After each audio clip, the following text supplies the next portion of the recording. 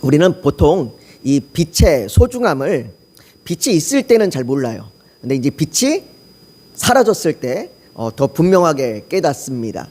우리가 이제 이곳 도시에서 생활을 하다 보니까 도시에는 밤이 늦어도 계속 빛이 있다 보니 우리가 그냥 어디 가나 다 밝잖아요. 근데 조금만 시골에 가시거나 아니면 조금만 이렇게 도시에서 멀리 떨어지면 해가 떨어지고 나면 정말 어둡습니다. 깜깜합니다. 저도 이제 어렸을 적에 시골에서 잠깐 거주했을 때 그 해 떨어지고 난 이후에 그 칠 같은 어둠이 얼마나 무섭고 얼마나 그 깜깜한지 그때 깨닫게 되었습니다. 그땐 화장실에도 등이 없어서 랜턴이 없어서 화장실도 못 갈 정도로 그런 어둠을 한번 경험했던 적이 있는데요. 우리가 그것처럼 이렇게 뭐 어둠 속에 뭐 갑자기 정전이 돼서 깜깜해지거나 뭐 이렇게 되면 불과 몇 분 전까지만 해도 아무 문제 없이 익숙했던 그 우리의 움직였던 그 공간이 빛이 사라지는 순간 두려움과 불안과 공포의 공간이 되어 버립니다. 내가 분명히 아는 길이어도 이게 밝을 때 가는 길하고 어두울 때 가는 길은 완전히 다릅니다. 그리고 내가 분명히 그 공간의 위치에 뭐가 있는지를 알면도 우리가 불이 딱 꺼져버리면 더듬더듬 할 수밖에 없게 되는 거죠. 빛이 없으면 우리는 방향을 쉽게 잃어버리게 됩니다. 어디로 가야 할지 알 수 없게 되는 거죠. 그런데요, 더 무서운 건 어둠이 오래 지속되면요, 사람이 그 어둠에 익숙해집니다. 그 어둠에 익숙해져서 처음에는 불편하고 이 두렵던 어둠의 시간이 이제 어느 정도 적응이 되고 심지어 빛이 다시 들어왔을 때는요, 오히려 눈이 부셔서 그 빛을 똑바로 볼 수 없을 정도의 그런 불편함을 느끼기도 합니다. 어둠이 익숙해진 거예요. 어두워진 상황이 익숙해진 거죠. 성경은요, 바로 이런 상태, 우리가 어둠에 익숙해져 있는 이런 상태를 이 영적인 현실로 설명합니다. 우리는 어둠 속에 있으면서도 스스로는 잘 보고 있다고 그렇게 생각하고, 또 살아있으면서도 이 참된 생명이 뭔지를 모른 채 살아가기도 합니다. 그래서 요한복음은요, 예수 그리스도를 소개할 때 바로 오늘 이 제목처럼 생명의 빛으로 우리에게 소개를 해줍니다. 오늘부터 우리가 이제 이 수요일에 이 요한복음의 말씀을 이제 함께 살펴볼 겁니다. 이 요한복음은요, 예수님의 생애를 다루고 있는 복음서, 이게 복음서가 4개가 있잖아요. 마태, 마가, 누가, 요한, 4개의 복음서가 다 예수님의 생애를 다루고 있는데, 그 중에서 이 요한복음은 다른 복음서들에 비해서 독특합니다. 다른 3개의 복음서들하고는 약간 좀 결이 다릅니다. 이 다른 복음서에는 기록되지 않은 그러한 기적들이 요한복음서에는 기록이 되어 있기도 하고요. 또 다른 복음서에 기록되어 있는 기적들이 요한복음서에는 또 기록이 안 되어 있는 그런 것들도 있습니다. 심지어 복음서를 구성하는 방식도 다른 복음서하고 좀 다릅니다. 그냥 단순히 그냥 쭉 시간의 순서대로 나열하는 게 아니라 요한복음서는요, 절기, 이 초막절이라든지 아니면 초실절이라든지 유월절이라든지 이 절기를 중심으로 요한복음이 구성되어 있습니다. 그래서 예수님이 마지막 십자가에 달리시는 그날 유월절이거든요. 그 유월절을 향하여 모든 절기들이, 그리고 모든 성경의 구성들이 쭉 해서 나아가서 예수님이 그 십자가에 달리시는 그 순간을 중심으로 해서 기록되어 있습니다. 이런 이 요한복음은요, 21절에 예수께서 사랑하시던 제자가 이것을 기록했다라고 그렇게 저자가 누구인지를 남겨놓고 있습니다. 예수님께서 사랑하셨던 제자를 보통 전통적으로 우리가 사도 요한이라고 우리가 얘기합니다. 그래서 이제 예수님의 12제자 중에 사도 요한이 이 요한복음서를 기록했다라고 이야기합니다. 그리고 기록한 이유도 성경에 기록되어 있습니다. 이 요한복음을 기록한 이유를 요한복음 20장 31절에는 이렇게 얘기합니다. 한번 들어보십시오. 오직 이것을 기록함은 너희로 예수께서 하나님의 아들 그리스도이심을 믿게 하려 함이요, 또 너희로 믿고 그 이름을 힘입어 생명을 얻게 하려 함이니라 라고 말합니다. 즉 우리가 이 요한복음을 살펴보면서 분명한 목적, 요한복음을 우리가 읽고 살펴보는 분명한 목적이 뭐냐면, 이 복음서를 통해 예수께서 예수 그리스도께서 하나님의 아들이시라는 것, 예수께서 하나님의 아들이시라는 것을 우리가 알고, 또 그리스도라는 것, 그분이 그리스도이심이라는 것을 우리가 믿는 것, 그로 말미암아 우리가 생명을 얻는 것, 이것이 요한복음의 목적입니다. 요한복음을 우리가 살펴볼 때 그 목적을 우리가 기억하면서 요한복음을 살펴봐야 합니다. 내가 이것을 통해서 예수가 어떤 분인지, 예수가 하나님의 아들이시며 그리스도시며 우리가 그를 믿을 때에만 생명을 얻을 수 있다는 것을 기억하시면서 여러분들이 말씀을 봐야 합니다. 그런데 여러분들, 우리가 그를 통하여 생명을 얻는다고 그러는데 혹시 우리 중에 죽은 자가 있습니까? 혹시 여러분들 중에 생명이 없는 분들 계십니까? 우리가 복음을 전할 때, 우리가 복음은 죽은 사람한테 복음을 전하지 않습니다. 죽은 시체한테 우리가 가서 예수님을 전하지 않잖아요. 우리는 살아있는 사람들한테 복음을 전합니다. 복음을 듣는 사람은 모두 살아있는 사람들입니다. 그런데 성경은 분명하게 말하기를 뭐라고 얘기하냐면, 우리에 대해서 살아있으나 생명이 없는 자들이라고 얘기합니다. 죽은 자들이라고 얘기해요. 그래서 여기가 요한복음을 읽어서 예수 그리스도를 믿고 생명을 얻게 하려 함이라라고 얘기합니다. 생명을 얻어야 합니다. 그래서 우리는 지금 생명이 없는 죽은 자라는 거죠. 에베소서 1장 1절에서도 뭐라고 얘기하냐면, 그는 허물과 죄로 죽었던 너희를 살리셨도다라고 얘기합니다. 허물과 죄로 죽었던, 우리의 존재가 어떤 존재였냐? 죽었던 존재라는 겁니다. 그리고 그 죽었던 자들의 모습을 에베소서 2장 2절과 3절에는 구체적으로 우리에게 이야기를 해주는데요, 이렇게 이야기해 줍니다. 그때 너희는 그 가운데서 행하여 이 세상 풍조를 따르고 공중의 권세 잡은 자를 따랐으니 곧 지금 불순종의 아들들 가운데서 역사하는 영이라. 전에는 우리도 다 그 가운데서 우리 육체의 욕심을 따라 지내며 육체의 마음에 원하는 것을 하여 다른 이들과 같이 본질상 진노의 자녀이었더니 라고 말합니다. 그저 우리가 익숙하고 평범하게, 그리고 너무나 자연스럽게 세상에서 옳다라고 말하는, 또 세상에서 잘 사는 것이라고 말하는 나의 꿈과 나의 소망을 위해 열심히 애쓰고 수고하며 살아가는 그 일상적인 우리의 삶의 모습이 성경은 허물과 죄로 죽었던 자들의 모습이라고 말합니다. 여러분, 우리는요, 죄라고 말하면 너무나 극단적으로 악한 행동들, 그런 것들을 우리가 떠올리고 생각합니다. 어느 누가 봐도 악한 행동, 손가락질 받을 만한 행동을 죄라고 생각합니다.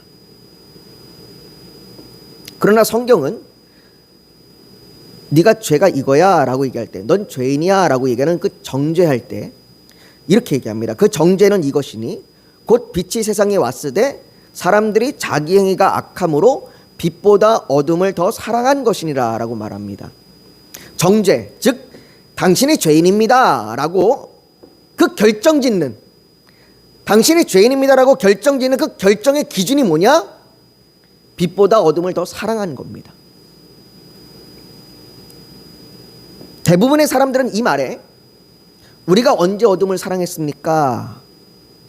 이렇게 말할 겁니다. 사람들은 저마다 선하게 남들에게 해를 주지 않기 위해, 사랑하는 이들을 지키기 위해 헌신적으로 살아온 자들, 그들의 삶이 어둠을 사랑하는 것과는 거리가 먼 이야기라고 사람들은 말합니다. 내가 열심히 이렇게 살아왔던 내 삶이 어떻게 어둠을 사랑하는 삶이 될 수 있는가? 내가 열심히 내 가족들을 위하여, 내 사랑하는 사람들을 위하여, 내가 내 꿈과 내 소망을 위하여 열심히 달려온 이 삶이 누구에게 해를 끼치지 않고 내가 오히려 선을 베풀며, 그래도 내가 좀 누구라도 도와주려고 애를 쓰며 살아왔던 내 삶이 어떻게 어둠을 사랑하는 삶이 될 수 있습니까? 난 그것과 거리가 멉니다. 나는 어둠이라고는 거리가 먼 사람입니다 라고. 아니, 어둠에 내가 좀 있을 수는 있겠죠. 그러나 나는 그래도 어느 정도 내가 빛의 영향도 받고 사는 사람입니다 라고 사람들은 이야기할 겁니다. 이 사람들의 반응이, 그런 사람들의 반응이 충분히 이해됩니다. 정말로 사람들의 손가락질하고 하는 그 악한 행동에 비하면 어떻게 어둠이라고 얘기할 수 있겠습니까? 그런데 이들은요, 마치 예수님께서 한 소경을 실로암 물가에 보내서 눈을 뜨게 하신 그 기적의 사건 이후에 예수님이 이렇게 말씀하십니다. 예수께서 이르시되 내가 심판하러 이 세상에 왔으니 보지 못하는 자들을 보게 하고 보는 자들을 맹인이 되게 하려 함이라 라고 말씀하십니다. 이 말씀에 바리새인들이 뭐라고 얘기하냐면 우리도 맹인인가? 라고 얘기합니다. 그러니까 우린 맹인이 아니란 얘기예요. 우리는 맹인이 아닙니다. 바리새인들은 맹인이 된 적이 없습니다. 시력이 좋은 사람, 나쁜 사람이 있을 수는 있지만 이들은 맹인이 아닙니다. 이들은 여전히 잘 보고 있습니다. 그러나 예수님께서 그들에게 이렇게 얘기하십니다. 너희가 맹인이 되었더라면 죄가 없으려니와 본다고 하니 맹인이 아니라고 하니 너희 죄가 그대로 있느니라. 무슨 말입니까? 우리가 어둠에 너무나 익숙해서 스스로 어둠 속에 있다는 것을 인지하지 못합니다. 내가 맹인이라는 것을 인지하지 못합니다. 내가 어둠 가운데 어둠을 사랑하고 있다는 것을 인지하지 못합니다.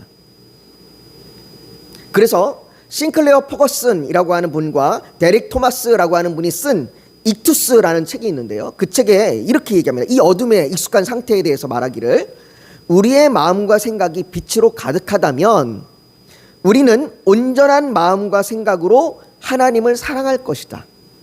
하지만 본성으로도 마음으로도 생각으로도 우리는 하나님을 사랑하지 않는다. 우리는 자주 하나님은 사랑이시다 말하지만 이 말의 진짜 속뜻은 하나님께서 내가 그분을 사랑하지 않는데도 인내하신다는 의미입니다. 우리의 생각은 얼마나 어두운가.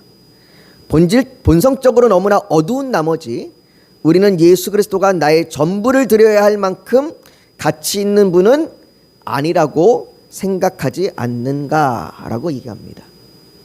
이게 어둠에 익숙한 상태예요. 예수님을 믿느냐 믿지 않느냐를 떠나서 예수님을 믿는데도 불구하고 심지어 하나님을 사랑한다고 말하면서도 내 가치를 전부 드릴 만큼 그분이 나의 전부 나의 사랑이라고 생각하지 아니하고 그래도 내가 어느 정도는 그래도 잘하고 있지 않는가. 그래도 나는 어둠과 거리가 멀고 있지 않는가. 그래도 나는 그렇게 선하게 살고 있지 않는가라고 생각하는 상태. 그렇게 여기는 상태. 이 상태가 어둠에 익숙한 상태라는 겁니다. 오늘 본문 5절에도 보십시오. 오늘 본문 5절에 이렇게 얘기합니다. 빛이 어둠에 빛이 돼 어둠이 깨닫지 못하더라. 어둠이 깨닫지 못합니다. 자기가 어둠이라는 것을 인지하지 못하고 있어요. 그래서 빛이 와도 그 빛을 알지 못하는 겁니다. 사람들은 어둠 속에서 빛이 비치고 있다는 것조차, 빛이 필요하다는 것조차 깨닫지 못하고 있는 겁니다. 하지만 하나님께서는 어둠 속에 있는 자들을 빛으로 인도하십니다. 어둠 속에 있는 자들에게 빛을 주십니다. 그것을 위해서 세례 요한을 보내셨습니다. 오늘 성경을 요한복음을 쓴 사람은 사도 요한이고요. 하나님이 보내신 사람은 세례 요한입니다. 세례 요한을 보내셨습니다. 오늘 보면 6절과 7절에 말합니다. 하나님께로부터 보내심을 받은 사람이 있으니 그의 이름은 요한이라. 세례 요한입니다. 그가 증언하러 왔으니 곧 빛에 대하여 증언하고 모든 사람이 자기로 말미암아 믿게 하려 함이라. 하나님께서는 세례 요한을 보내셔서 어둠 가운데 빛에 대하여 말합니다. 어둠 가운데 있던 자들이 빛이 있음을 깨닫고 빛 가운데로 나오도록 그 빛을 믿도록 세례 요한을 보내셨습니다. 오늘 본문 8절은 분명하게 말합니다. 그는 이 빛이 아니요 빛에 대하여 증언하러 온 자라. 세례 요한은 빛이 아닙니다. 빛에 대하여 증언하러 온 사람입니다. 그는 증언자일 뿐입니다. 그렇다면 그가 증거하고 있는 그 빛은 도대체 어떤 분이십니까? 우리가 이미 알고 있는 것처럼 예수 그리스도, 그 빛이신 예수 그리스도는 도대체 어떤 분이십니까? 오늘 본문 1절을 한번 보십시오. 우리 1절을 같이 한번 읽을까요? 1절을 같이 읽습니다. 시작. 태초에 말씀이 계시니라. 이 말씀이 하나님과 함께 계셨으니 이 말씀은 곧 하나님이시라. 여러분들 요한복음 1장 1절이 시작하는 게 좀 익숙하지 않습니까? 뭐하고 익숙해요? 창세기 1장 1절과 익숙합니다. 창세기 1장 1절이 태초에라는 말로 시작하는 것처럼 요한복음 1장 1절도 태초에라는 말로 시작합니다. 이것은 부단히 의도가 담겨 있는 시작입니다. 요한은 태초에라는 말로 시작하면서 우리가 예수 그리스도를 알기 위해서, 그 빛이신 예수 그리스도를 알기 위해서는 어디로 가야 되느냐? 태초로 가야 돼요. 어떤 가문의 조상으로 가는 게 아니라, 어떤 인물의 가장 위대한 업적이나 스승으로 가는 게 아니라, 어떤 사람의 위대한 학적으로 가는 게 아니라, 예수 그리스도를 알기 위해서는 어디로 가야 되느냐? 태초로 가야 돼요. 태초. 예수 그리스도는 태초에 말씀으로 계셨습니다.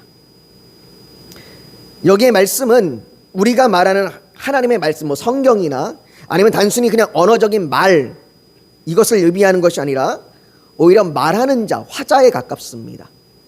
태초에 말하는 자, 화자로 계셨습니다. 그는 모든 우주적인 신비와 우주가 작동하는 방식을 표현하는 방식으로 사람들이 이야기하는 그 말씀으로 계셨습니다. 이 하나님의 말씀은 예수 그리스도께서 이 땅에 오시기 전, 성육신 하시기 전에 예수 그리스도를 부르던 말씀, 호칭입니다. 이 땅에 오신 분은 예수라고 부르지만 이 땅에 예수로 오시기 전에 우리는 그분을 말씀으로 불렀습니다. 이 말씀은 하나님께서 모든 것을 창조하신 방식이고, 하나님이 말씀으로 모든 것을 창조하신 그 창조의 방식이며, 또한 하나님이 자신을 알리시는 방식입니다. 나는 말씀으로 있느니라 라고 자신을 드러내는 방식이 바로 말씀입니다. 오늘 보면 3절에 만물이 그로 말미암아, 그 말씀으로 말미암아 지은 바 되었으니 지은 것이 하나도 그가 없이는 된 것이 없느니라 라고 이야기합니다. 그 말씀으로 모든 만물이 창조되었습니다. 그 모든 만물에 생명을 주신 분이 말씀입니다. 생명의 근원이십니다.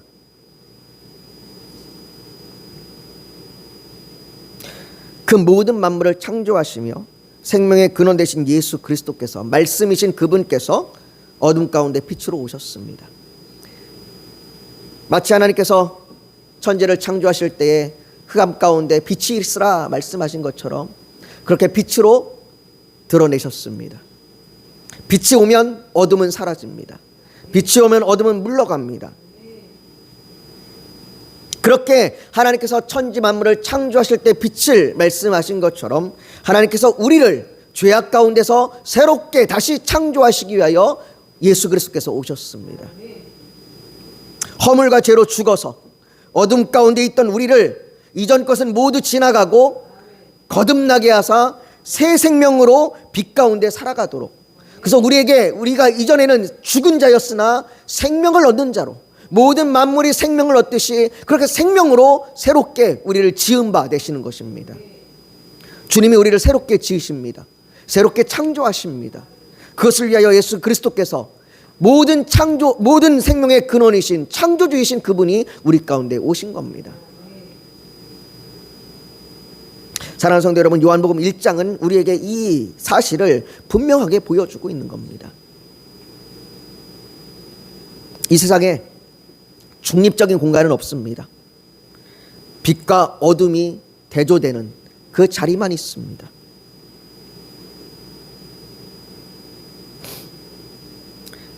문제는 사람들이 반드시 악해 보이기 때문에 어둠에 있는 것이 아니라 어둠에 너무 익숙해져서 빛이 필요하다는 사실조차 깨닫지 못하다는 사실입니다.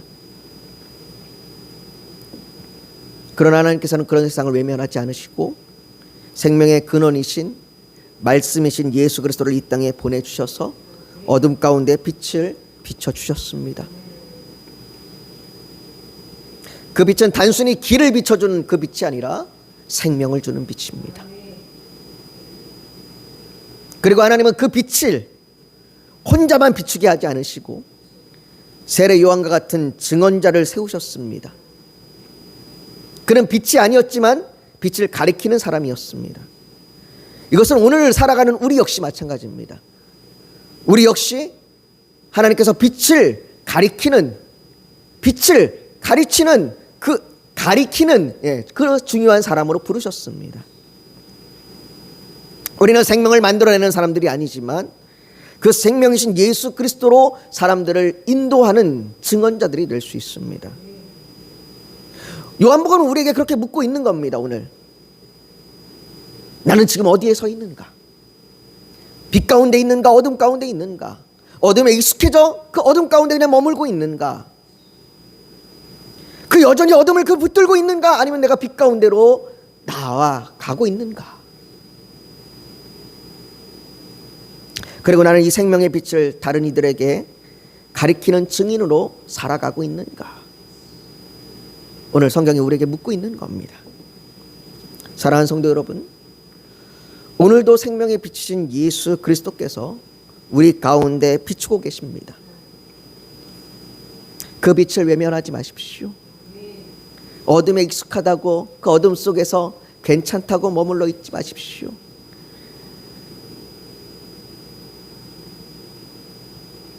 우리가 믿음으로 그 빛을 받아들이고 그 빛 안에서 살아가고 어두운 세상 속에서 생명의 빛을 전하는 증인으로 살아가는 저와 여러분들이 되시기를, 올 한 해 우리가 그렇게 살아가기를 예수 그리스도의 이름으로 축복합니다. 이 시간 우리가 오늘 말씀을 좀 기억하면서 같이 좀 기도했으면 좋겠습니다. 여러분, 우리가 오늘 주의 말씀을 보면서 우리가 어둠 가운데 있으면서 그 어둠 가운데 익숙해져서 그냥 살아가고 있지는 않습니까? 우리가 그 빛 가운데로 나아가 우리의 생명의 근원이신 예수 그리스도를 믿음으로 우리가 생명 가운데 살아가기를 소망합니다. 그리고 그 생명 가운데 사람들을 불러 모으는 증언자로 살아가기를 소망합니다. 그래서 우리가 오늘 이 저녁에 하나님, 내가 올 한 해 내가 빛으로 생명 가운데 빛의 증언자로 살아가게 하여 주시옵소서. 오늘 이 시간 결단하며 기도할 때에 하나님 이 기도 가운데 나를 도우시고 나의 삶을 그렇게 인도하여 주시옵소서. 우리 그렇게 주님 앞에 간절히 부르짖어 기도하며 나아가길 원합니다. 같이 기도하겠습니다. 거룩하신 아버지 하나님,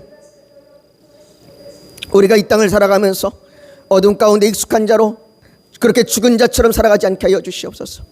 주께서 우리 가운데 생명의 빛으로 오셨으니 우리가 그 생명의 빛을 따라 살아가는 한 걸음 한 걸음의 인생이 되게 하여 주시옵시고 우리가 그 빛을 증언하는 자로 올 한 해 살아가게 하여 주시옵소서. 아버지, 간절히 원하오니 우리의 결단 가운데 우리를 인도하여 주시옵시고 우리가 정말로 그렇게 한 걸음 한 걸음 나아가게 하여 주시옵소서. 또한 아버지, 우리 교회를 붙들어 주셔서 2026년 나의 사랑하는 자야, 나의 어여쁜 자, 주께서 우리를 향하여 일어나 함께 가자 말씀하시는 그 말씀에 따라 우리가 일어나 함께 가게 하여 주시옵소서. 우리가 주의 길로, 주의 그 사랑의 길로 한 걸음 한 걸음 나아가는 교회, 서로의 손을 붙잡고 함께 나아가는 교회, 마르지 않을지라도 한 걸음 한 걸음 주를 향하여 나아가는 교회 되게 하여 주시옵소서. 아버지 하나님, 이 일을 위하여 우리에게 믿음을 더하여 주시길 원합니다. 아버지 하나님, 우리의 처한 환경과 상황이 우리의 믿음 가운데 아버지 하나님 우리를 넘어뜨리지 않게 하여 주시옵소서. 우리의 시련과 환난과 우리의 여건이 우리를 낭망하지 않게 하여 주시고 오직 우리가 믿음 안에 서게 하여 주시옵소서. 우리에게 그런 믿음을 주시고 우리의 그 믿음이 작을지라도 우리가 그 전능하시고 크신 하나님, 그 하나님을 의지하여 우리가 주를 붙들고 나아가게 하여 주시옵소서. 아버지 하나님, 그 일을 위하여 주께서 우리 성도들 한 사람 한 사람을 붙들어 주시옵시고 우리 성도들의 그 기도 제목들, 아버지 그 환경과 상황 가운데 그 부르짖음을 하나님 도와주시옵소서. 아버지 하나님이여, 우리의 삶 가운데 우리가 죄악에 빠져 살아가지 아니하도록 우리를 죄악에서 건져주시고 날마다 은혜와 감사로 살아가게 하여 주시옵소서. 아버지, 날마다 주의 말씀 가운데 거하여 살아가게 하여 주시옵시고 우리의 입술에 찬양이 넘쳐 흐르게 하여 주시옵소서. 아버지, 모든 것이 하나님 앞에 영광이요 모든 것이 하나님 앞에 은혜임을 고백하며 살아가게 하여 주시옵소서. 아버지 하나님, 또한 우리의 삶의 문제들 가운데 하나님 함께 하여 주셔서 우리의 육체의 문제들, 우리의 질병의, 우리의 관계의 모든 문제들 가운데 하나님 속히 하나님의 뜻이 이루어지게 하여 주시옵시고 우리가 그 일을 위하여 힘써 주께 부르짖어 간구하며 기도하게 하여 주시옵소서. 주께서 우리 가운데 함께 하여 주시고 우리에게 놀라운 은혜를 베푸실 줄 믿으며 예수님의 이름으로 기도하옵나이다. 아멘.